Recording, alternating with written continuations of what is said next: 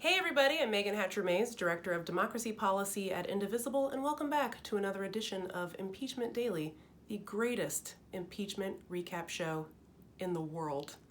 As you know, Impeachment Daily exists to demystify the impeachment process and let you know how you can stay involved in this fight. It's Friday, and we all have happy hours we need to get to, so today I'm going to give you a quick and dirty rundown on the latest in the impeachment saga, and give you a preview of what we think is going to go down next week. We do know for sure there's going to be public hearings, which will give us our first glimpse at how weak the Republicans' defense of Trump truly is. Something to look forward to, finally. So let's get right into our first segment, which is called What Just Happened?, where we recap what we know.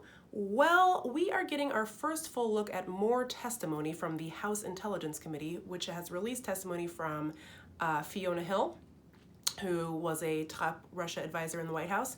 She testified that John Bolton, of all people, told her to report her concerns about Rudy Giuliani to White House lawyers, and Hill also testified that she very vehemently rejected the idea that Ukraine was the country that meddled in the 2016 election to help get Hillary Clinton elected. That is the dumb conspiracy theory that Donald Trump believes.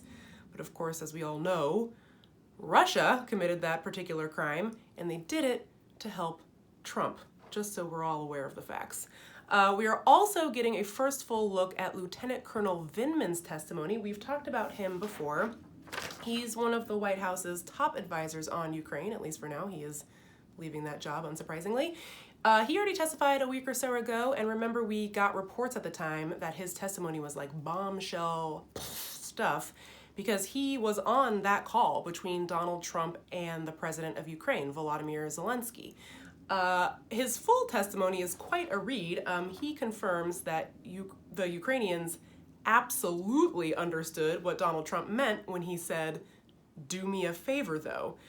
They understood that to mean that they, Ukraine, needed to deliver investigations into the Bidens if they wanted access to meetings with U.S. officials.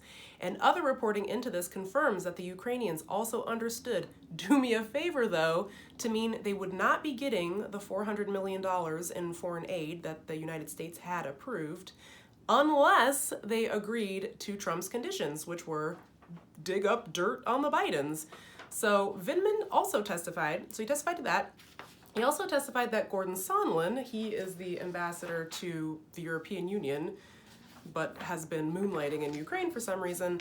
Sondland said that he had asked Ukraine for help with the political investigations and that he had coordinated those requests with Mick Mulvaney. Remember that Mick Mulvaney is Trump's acting chief of staff, who very helpfully admitted on live television that Trump had engaged in an illegal quid pro quo on his phone call with Zelensky. Thanks, Mick. So now we have evidence that the effort to deny foreign aid to Ukraine was coordinated by Trump's top lieutenants. That's Mick Mulvaney and Gordon Sondland. And we know that Trump himself directed these goons to hold up the money for political purposes. So I know that's a lot of people to keep track of, so let's recap it one more time. Let's make it super simple. Here's how it went down. Trump decides he wants a foreign government to dig up dirt on the Bidens. He finds an opportunity to do so by withholding $400 million in aid for Ukraine if Ukraine agrees to investigate the Bidens. He then deployed his top allies, that's Mick Mulvaney and Gordon Sondland, to make this happen within the government, right? He also deployed his personal lawyer, Rudy Giuliani, with the fraud guarantee guys, to do the same outside the government. So there's a couple different streams inside and outside the government where this corruption is taking place. Then Trump admitted to doing this several times. The most recent time was at a rally just like a week ago where he said into the microphone, "I decided to call up Ukraine for help to defeat Joe Biden." And then all of Trump's employees also admitted that he did this, both in sworn testimony and into cameras at press conferences.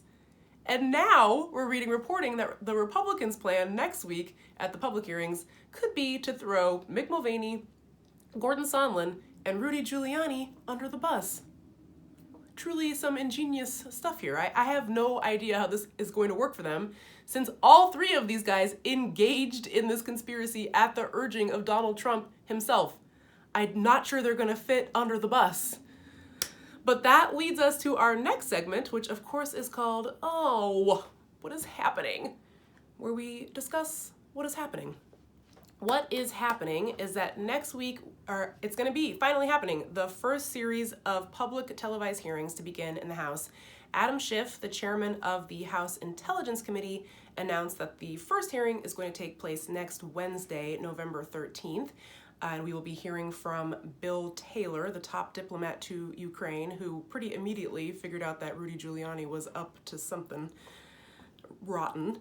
And the second hearing will take place on Friday, November 15th, where we expect to hear from Marie Yovanovitch, the former ambassador to Ukraine who was recalled, or in other words, fired, because she did not want to do crimes with Trump and Rudy Giuliani in Ukraine. So I'm really looking forward to that. I think there's a lot we still don't know, and this should be pretty juicy, quite frankly. Unfortunately, we just learned today that Jim Jordan is going to be joining the House Intelligence Committee. He had not previously been on that committee, but sure, let's add him to this one. Why should the other committees have all the fun? Republicans apparently did this because they wanted someone as unhinged and as adverse to blazers as Jim Jordan is to take the lead on the questioning in one of the most serious moments in our nation's history. Sure, okay. My prediction is that Jim Jordan is going to, as is his custom, make a complete clown of himself on national television, and that Trump will love it, and that we'll all be made dumber by the spectacle. I guess Republicans like Jim Jordan because he just yells a lot, and they've confused that with being smart or something. But nothing he says is any good. It's he's as helpful as if I showed up at one of these committees and just started yelling, "Turkey sandwich," with a lot of gravitas at the witnesses. Is that a spectacle? Yes. Is it helpful for my team? Not really. So this should all be pretty embarrassing, and I cannot wait. So, how are we going to stay involved in this fight? You know what to do. Text IMPEACH to 97779, and we will connect you directly with your representatives. And, hey, recess is almost over. They're going to be back, Congress is going to be back in session next Tuesday, but you could use this weekend to talk to your members of Congress, especially the Republican members of Congress. So you can go to impeachnow.org, RSVP for an event, or register your own. And we're super excited. We're still planning our big mass mobilization event on the night before the final impeachment vote in the House. We don't know the exact date of that yet. Sounds like it's moved a little bit into December, but we don't know for sure. You can go, however, to impeach.org, and you can pre-register for an event. And as soon as we know the date, we will text you, and you can come up with a good sign. I heard a good one from Maryland Representative Jamie Raskin that goes like this: "Stop Trump, stop Pence, impeach them for emoluments." So thank you to Representative Raskin for that great chant that I'm sure we will all be chanting in the streets the night before the final vote in the House.